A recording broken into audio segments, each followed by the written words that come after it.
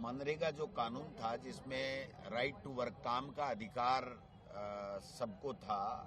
देश का प्रत्येक नागरिक अपना फार्म भर के जमा कराता और जिसको काम की जरूरत होती उसको काम मिलता और काम नहीं अगर दिया जाता तो उसको उसका बेरोजगारी भत्ता मिलता। उस कानून को खत्म करने का काम किया है और अब किसी भी व्यक्ति को देश में मांगने पे काम नहीं मिलेगा, यानी राइट टू जो वर्क सोनिया गांधी जी, मनमोहन सिंह जी और कांग्रेस की यूपीए सरकार ने दिया था वो कानून अब खत्म हो गया है। नया कानून आ गया है और नए कानून में 40% पैसा स्टेट को देना पड़ेगा, 60% पैसा केंद्र देगा, जबकि पहले के कानून में लेबर का पैसा 100% केंद्र सरकार देती थी और मेटेरियल का जो पैसा है वो 90% भारत सरकार देती थी और 10% पैसा राज्य सरकार को देना था। आज जो मनरेगा चल रही है उसमें 5,000 करोड़ रुपए राजस्थान के लोगों के बकाया हैं। जो पंचायत राज के जनप्रतिनिधियों ने काम किया उनके सबके बकाया पड़े हैं, वो केंद्र सरकार दे नहीं रही है। और राइट टू वर्क का कानून इन्होंने खत्म करने का दूसरा कानून लेकर के आए हैं।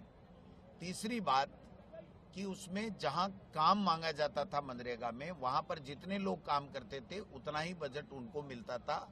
उसमें पूरी तरीके से पारदर्शिता थी, कहीं कोई भेदभाव नहीं था। अब जो कानून आया है उसमें भारत सरकार तय करेगा कि कहां मनरेगा इसकी नए कानून के मुताबिक काम की आवश्यकता है और कितना बजट कहां पर देना है या नहीं देना है। पहले 365 दिन थे, उसमें 100 दिन लोगों को काम का अधिकार था, अब 60 दिन तो उन्होंने कर्टेल ही कर दिया। चौथी चीज जो इन्होंने सबसे खतरनाक करने का काम किया है वो ये किया है कि राज्य सरकारें जिनका वित्तीय प्रबंधन ठीक नहीं है, कर्ज के ऊपर चल रही हैं, जैसे राजस्थान में 1.25 लाख करोड़ रुपए का कर्जा है, जब तक वो 40% पैसा नहीं देंगे तो वो 60% पैसा केंद्र सरकार को नहीं देना होगा। तो राजस्थान का जो वित्तीय प्रबंधन है या कुप्रबंधन है उसके हिसाब से 1 रुपया भी वो दे नहीं सकेंगे, क्योंकि जो लोन लिया गया है, ऋण लिया गया है, उसकी किस्तें भरना और जो सरकारी कर्मचारी हैं उनकी वेतन देना वही उनके बलबूते का नहीं है। उसके लिए भी हमारी जो पेंशन ओल्ड पेंशन स्कीम है उसका पैसा ये नहीं दे रहे हैं। जो कांग्रेस सरकार के समय विभिन्न इंफ्रास्ट्रक्चर के काम हुए थे, चाहे वो सड़कों के मामले में हो चाहे दूसरे में हो, उनका भी जो बकाया पेमेंट है वो नहीं दे पा रहे हैं।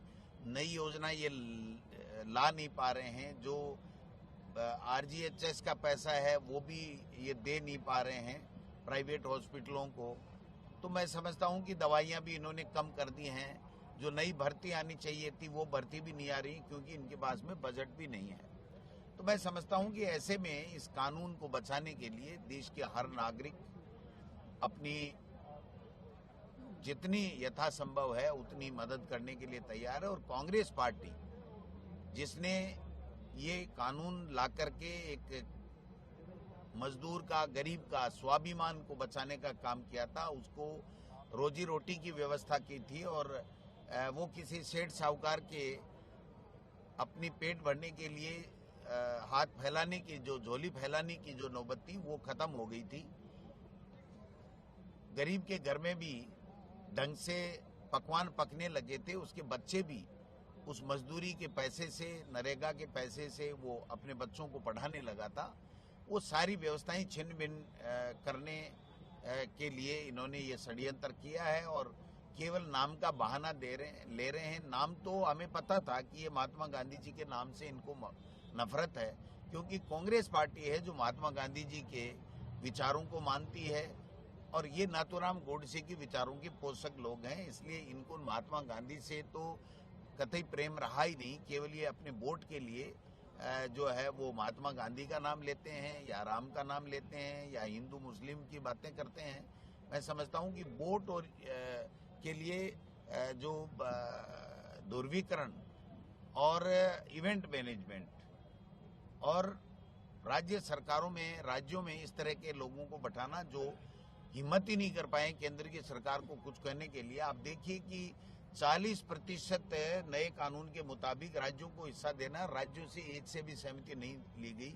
7 राज्यों ने तो आपत्ति भी दर्ज करा दी कि आपने इस तरीके का कानून खत्म करने से पहले हमसे नहीं पूछा।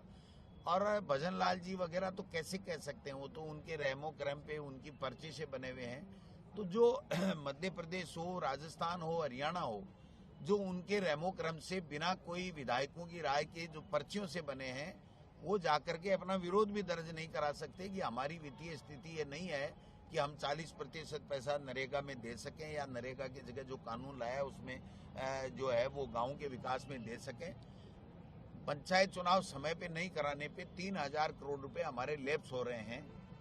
अगर 31 मार्च से पहले ये पंचायत राज जो चुनाव पेंडिंग है वो नहीं होते हैं तो 3000 करोड़ रुपए हमारे लैप्स हो गए। तो मैं समझता हूं कि ऐसे में आप समझ सकते हैं कि 5000 करोड़ रुपए नरेगा के बकाए हैं, 3000 करोड़ रुपए हमारे लैप्स हो गए। 2 साल से ग्रामीण विकास हो, चाहे शहरों के विकास की बात हो, चाहे कोई दूसरी हो, सब कुछ ठप पड़ा है।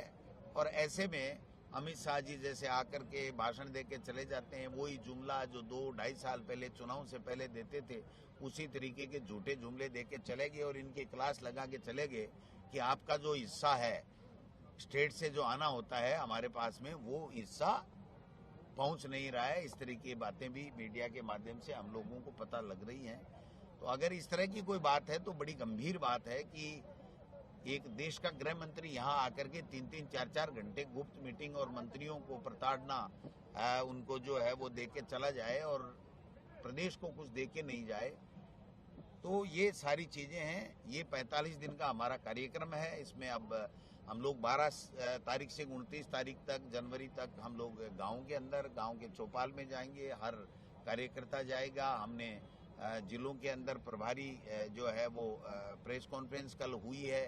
अभी हम प्रदेश की आज समन्वय कमेटी बना रहे हैं, जिलों की समन्वय कमेटी इस आंदोलन के लिए बना रहे हैं और ब्लॉक लेवल के हम इसमें इस अभियान को चलाने के लिए, इस अभियान के लिए कोऑर्डिनेटर 200 लोग हम लगा रहे हैं और सारे लोग लग करके हम लोग 29 तारीख तक गांव में, उसके बाद में एक दिन जिले का रहेगा, एक दिन ब्लॉक का रहेगा, फिर स्टेट के अंदर भी हम लोग बड़ी रैली करने का भी इसमें कार्यक्रम हम लोग बना रहे हैं। ये कानून जब तक वापस नहीं लागू होता तब तक हमारा संघर्ष अलग अलग तरीकों से जन जागरण का अभियान जो है वो हम चलाएंगे।